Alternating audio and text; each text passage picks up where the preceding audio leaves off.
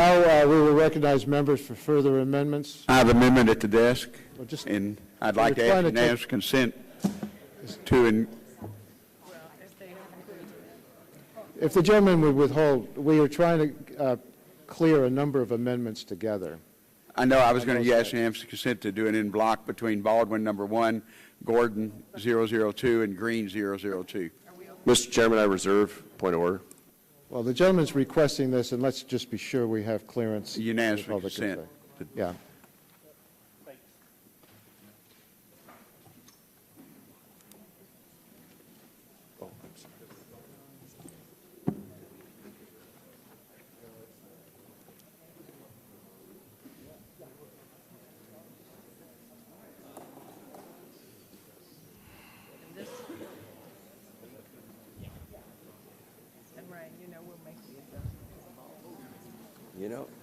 You know, Burgess, I think that's the first time in 3 years we've won anything. Look at this. There's 4 of them. This thing.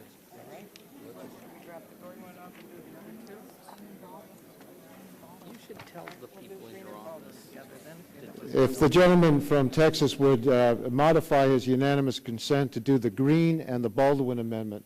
We have no objection The to that. Republican side has no objection to that.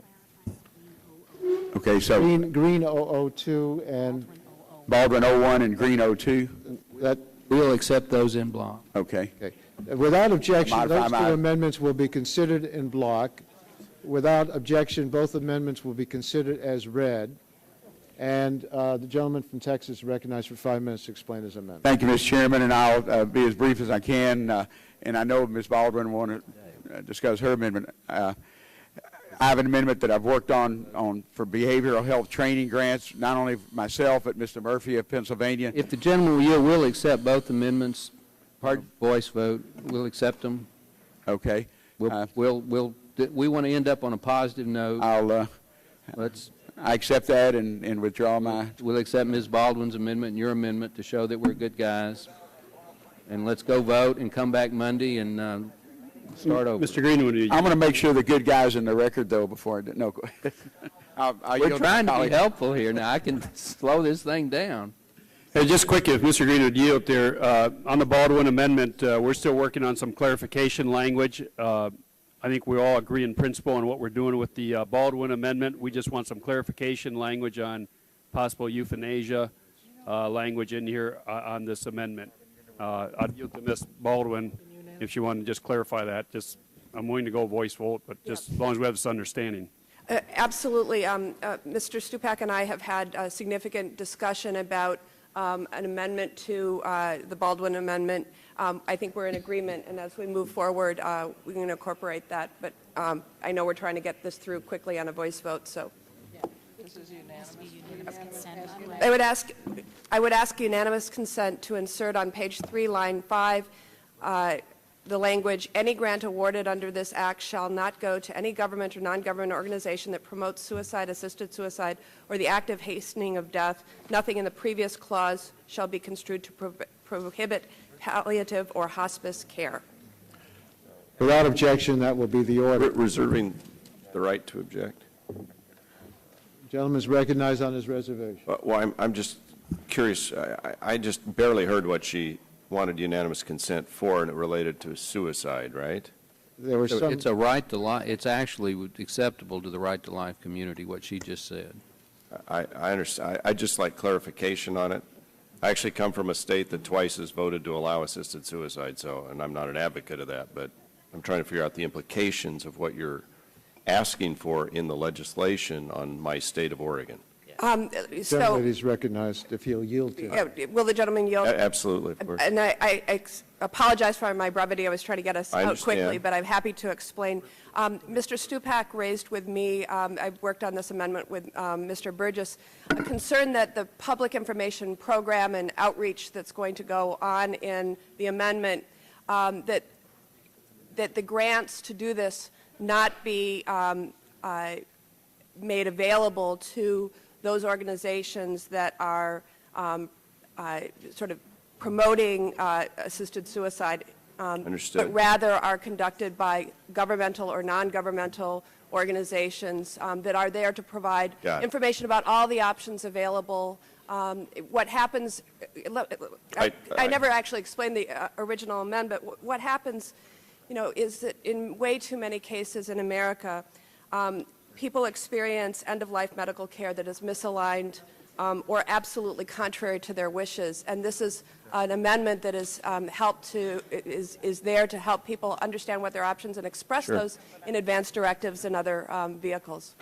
And I have no problem with that. I'd just like to know the implications of this amendment. For example, if a doctor... Does the gentleman object? That's the only way I can get any discussion on this to get answers. We are in a markup here, and this stuff's flying. We are relying on both the Republican and the Democratic staff to discuss these things. Do you object? Yes, I object. Gentleman objects. Would the gentleman, before he, Mr. Chairman. this is not something that would be objectionable. Well, I'd like to know that. I'd like to know the implications. You got a 1,000-page bill here with all these amendments flying. We got to rush to vote, and I can't even find out, are you cutting off funds to agencies in my state that may have nothing to do with this, only by some connection could get harmed? That's all I'm asking for. So, you get cut off on the floor, you get cut off in the Rules Committee, you get cut off here. If the gentleman, It'd be nice in to this legislate. case, though, Let's ask whether that's the intent of the amendment, and let's... There's no cutting off of funds. This amendment creates a new outreach and information clearinghouse to help promote better communication about end-of-life options, advanced directives,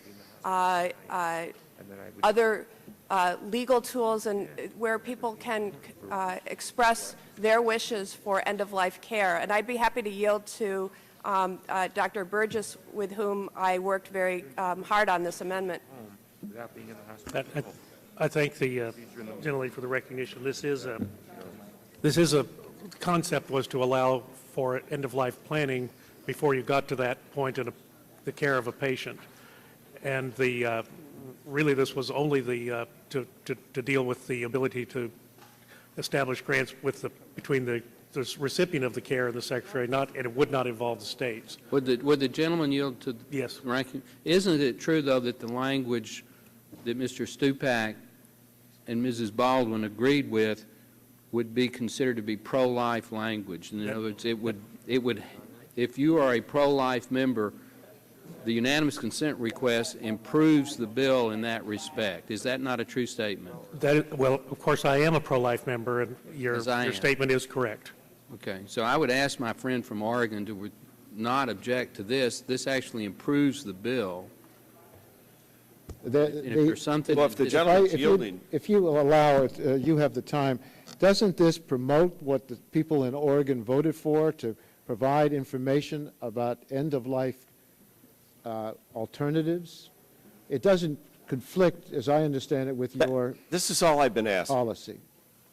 I think that's a legitimate... It is just to find out what in the devil it does or doesn't do. Okay. And what I'm told is to basically be quiet, don't ask questions, we got to go. It's been agreed to by others who apparently have negotiated it. That's great. I'd just like to know, from my state's perspective, who wins, who loses, and then I can make an informed decision. Does the gentlelady who's offering the amendment have an answer?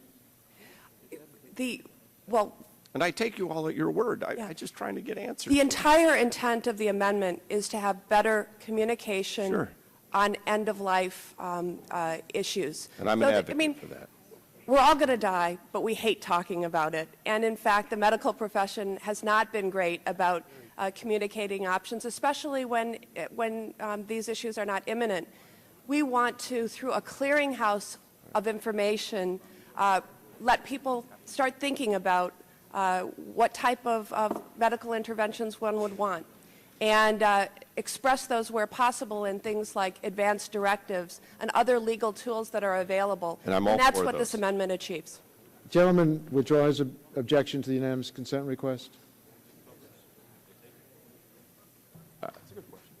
I will withdraw my objection. We have less than 3 minutes on the floor, so let us take the vote, if the gentleman would permit And so we can, Mr. Chairman, give me 30 seconds. 30 seconds. Let me just say that I wholeheartedly support the gentlewoman's amendment. I have a bill pending that addresses the same issue. And when we talk about bending the growth curve in regard to end-of-life care, which a lot of people don't want, but you have to give it because you don't know, I think this is a very important amendment. I fully support it, and I yield back. The unanimous consent request to make the change is now agreed to. The vote now occurs on the two amendments in block.